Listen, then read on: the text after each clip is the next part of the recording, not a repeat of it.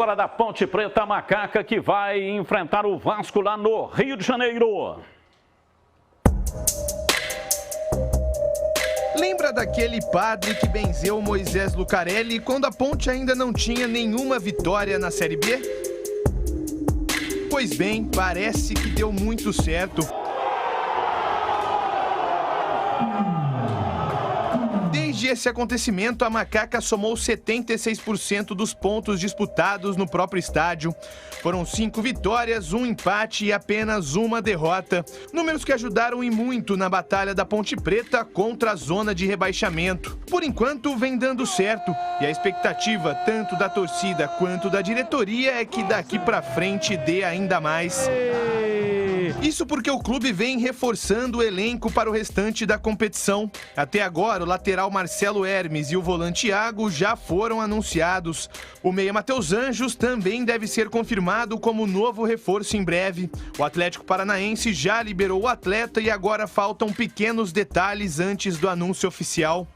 Quem já está treinando com a equipe é o volante Iago. O jogador, que sofreu uma lesão no primeiro semestre, garante que já está pronto para estrear. Eu achei melhor eu vir para a Ponte, porque quando eu soube do interesse deles eu fiquei muito motivado em vir aqui.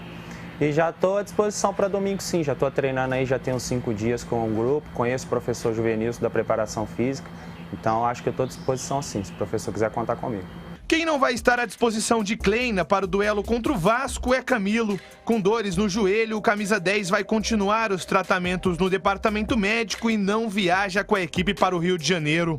Por outro lado, 3 jogadores foram liberados para a transição física. Os zagueiros Fábio Sanches e Ednei e o meia Thales. Mas para o duelo contra o Vasco, os 3 também não devem estar à disposição. Quem deve seguir como titular na zaga é Cleilton e Thiago Lopes, que já vem jogando juntos há 3 partidas.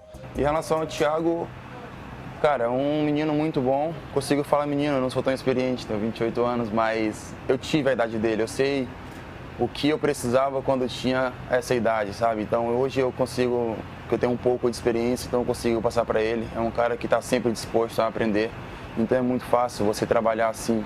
Não só com ele, com os outros também que estão aqui, mas ele é o mais novo entre nós. Então isso nos ajuda bastante, porque ele está disposto a aprender e tudo que nós falamos ele sabe que é para o bem dele e vem demonstrando dentro de campo a evolução dele, que é muito nítido nisso.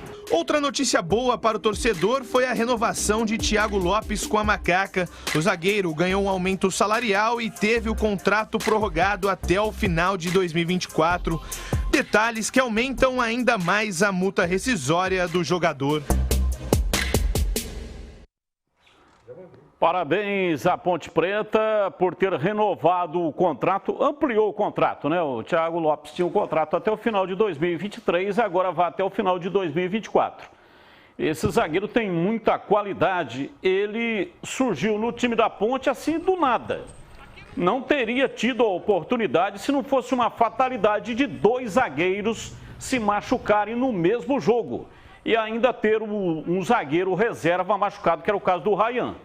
Aí aquela história, né? Não tem tu, vai tu mesmo.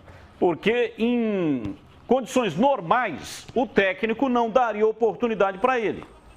Aí, como não tinha zagueiro para atuar, ele foi chamado, entrou, deu conta do recado, tem muita qualidade, joga de cabeça erguida, ele joga simples. É um zagueiro que zagueira, não tem dificuldade no sistema defensivo, melhorou demais o time da Ponte com a presença dele, até o Cleilton melhorou também. Então a Ponte fez o certo porque além de poder utilizar o futebol dele, vai render dinheiro, vai render dividendos para os cofres ponte-pretanos na sequência. Vai jogar em times de ponta no Brasil, vai jogar na Europa, vai chegar à seleção brasileira. Eu prefiro quebrar a cara do que deixar de fazer essas afirmativas, porque eu utilizo esse critério. Quando vejo o jogador e tenho vontade de vê-lo atuando mais vezes, é porque o cara é bom jogador. Eu começo com você, Bolis. Sim. Você que viu a estreia dele, Sim, né? Você estava lá narrando o jogo pela Rádio Bandeirantes. Foi contra o Confiança, o CSE, era um time azul. Mas enfim, ele foi, além disso tudo que você falou, muito bem colocada a situação, tem muita personalidade também. Entrou uma partida complicada, a Ponte vinha de maus resultados, com muita personalidade. Durante o jogo, inclusive, ele acabou tendo um problema, mas se recuperou. Evidentemente, Batista, que é jovem, ele vai oscilar, o que é perfeitamente natural, né? E o Gleger está aqui, fala com propriedade em relação a isso, mas muita personalidade. A Ponte que vinha sofrendo o setor defensivo e a solução estava dentro de casa, né? Uma solução caseira que foi encontrada pelo Gilson e pela sua comissão técnica. Você falou do Gleger, o Gleger viveu uma situação assim. Sim. O Pitarelli era o goleiro, se machucou. O Irã era o goleiro, foi afastado. Isso, o Irã era o titular. Isso. Pitarelli reserva, você o terceiro. Exatamente. Aí o Irã se machucou. Não, o Irã foi afastado, lembra? Foi afastado. Foi afastado, o Pitarelli começou a jogar. O Pitarelli que foi contundido. O Irã foi afastado por indisciplina, Indisciplina, exatamente. Aí entrou o Pitarelli, se machucou no jogo lá em Porto Alegre. Estava bem o Pitarelli, né? Naquela ocasião, acabou se machucando. O Pitarelli tinha sido campeão da Copa São Paulo de futebol júnior, foi em antes 94. Um pouco, né? Foi antes um pouco. Mas aí em 97 ele entrou e era titular no lugar do Irã. Isso. Aí se machucou em Porto Alegre e o jogo seguinte era contra o União São João de Araras, uma fogueira imensa. Foi mesmo. Porque o Guarani estava com 99% de chance de ser rebaixado, tinha que ganhar todos os jogos. Ganhou do Grêmio lá em Porto Alegre, no antigo Estádio Olímpico. Aí tinha um jogo contra o União São João de Araras, aquele jogo lá no último minuto, o gol do Edinho Goiânia de cabeça. O empate rebaixaria o Guarani. Empate rebaixaria. Você fechou o gol lá. Exatamente. Foi a minha estreia. E depois o último jogo contra o Vasco. Então, mais do que ninguém, você pode falar dessa situação muito parecida aí com o Thiago Lopes. Você sabe que tem uma coisa que é importante demais, é a personalidade. Ele entrou numa furada, os dois zagueiros da Ponte se machucaram, né? Entrou o Cleilton na vaga do Ryan. E aí, logo depois, o Fábio Santos se machuca e entra o Thiago Lopes. E aí eu já percebi, um menino de muita personalidade. Apesar da pouca idade, se nesse momento você não tiver uma personalidade forte, né? E não realmente está pronto para aquele momento, se preparando para a hora que aparecer a oportunidade de você agarrar, aí você não consegue dar sequência. E o Thiagão mostra, né, deu mostras naquele jogo e mostra aí na sequência que vem tendo que estava pronto, está pronto. Ele se preparou para esse momento. E, diga-se de passagem, tem muita personalidade, né? É um bom zagueiro, parabéns à diretoria pela renovação. É claro que ainda tem alguns ajustes, é um menino ainda, mas pela personalidade e pela postura como atleta e postura tática também, tem muito futuro esse menino Thiago Lopes. Júlio Nascimento, falando também do Thiago Lopes e sobre o jogo da Ponte contra o Vasco lá no Rio domingo.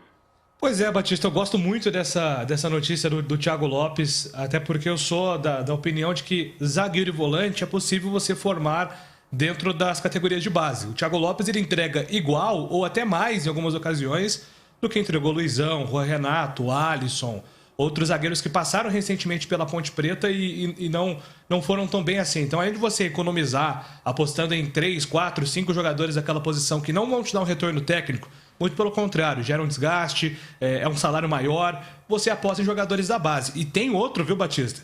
Que é uma grande promessa, que é o Douglas, o DG. Muita gente fala desse jogador, o Flamengo já está interessado, tem apenas 17 anos, indo para 18 anos. É um jogador muito interessante, está começando já a viver o ambiente profissional.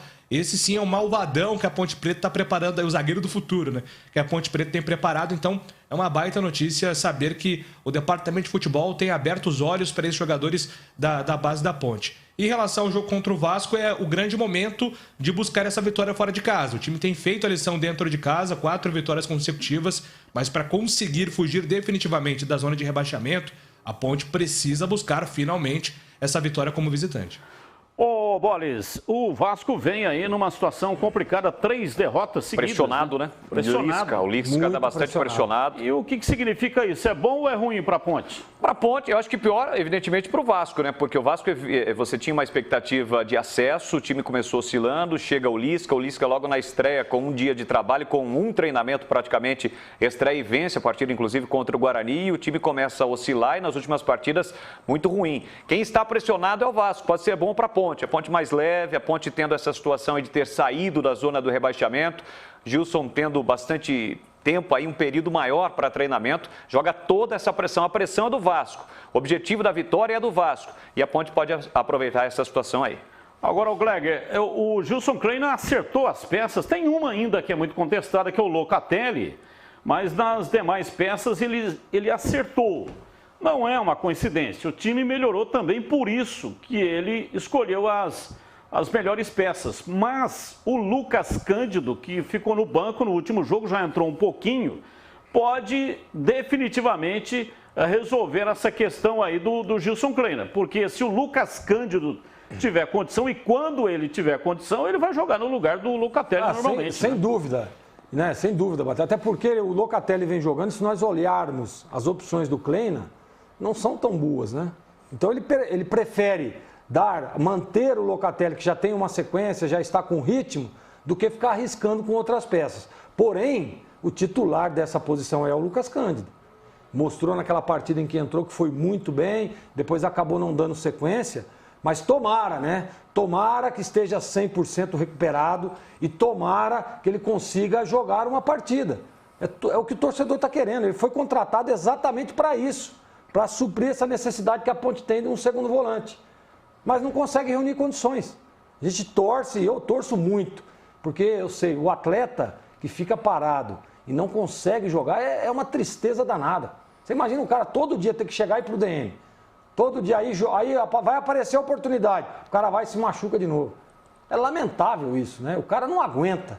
Então, tomara que dê tudo certo e o Lucas Cândido possa reunir condições, porque vai ajudar muito a Ponte Preta, que é um baita de um jogador. Ô, Batista, só em relação a esse tema que você abordou sobre opções, está na hora da Ponte acertar a questão da lateral esquerda, né? Porque se você pegar um levantamento aí dos últimos 30, 25 ou 30 jogos, na maioria deles, um lateral direito improvisado na esquerda, né? Tentou com o Rafael Santos, que é um lateral de origem, não deu certo, agora tem a chegada do Marcelo Hermes. Tomara para a Ponte que ele acerte essa posição, porque não dá mais para ficar improvisando na lateral esquerda. E também tem essa questão do meio-campo aí, tem o Iago Henrique. Deu uma entrevista, gostei demais, né, da retórica dele, fala fácil. Falou ali um negócio, se ele jogar tudo aquilo que ele falou ali...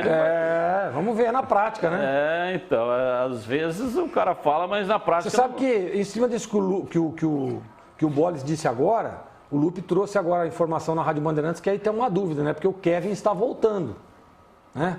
O Kevin está voltando. Nossa, e aí a notícia fica a dúvida, né? E o Hermes ainda não está regularizado. E o Hermes ainda não está regularizado, então fica a dúvida. Mas eu acho que o Kleina não vai mexer, porque o time venceu a partida jogando bem. Sem improvisação. Sem improvisação. Rafael, lá do lado esquerdo, e Albuquerque do lado direito. Também acho, não vai mexer. Tá indo bem, pô. Não inventa não, hein, Kleina? Ele vai inventar o Kevin de novo. Né? Você sabe que o Rafael Santos, Batista, na Inter de Limeira, foi mais ou menos assim. Ele não começou bem, teve oportunidades, perdeu a posição e na reta final ele conseguiu melhorar. Tanto é que terminou como lateral esquerdo titular do time de Limeira.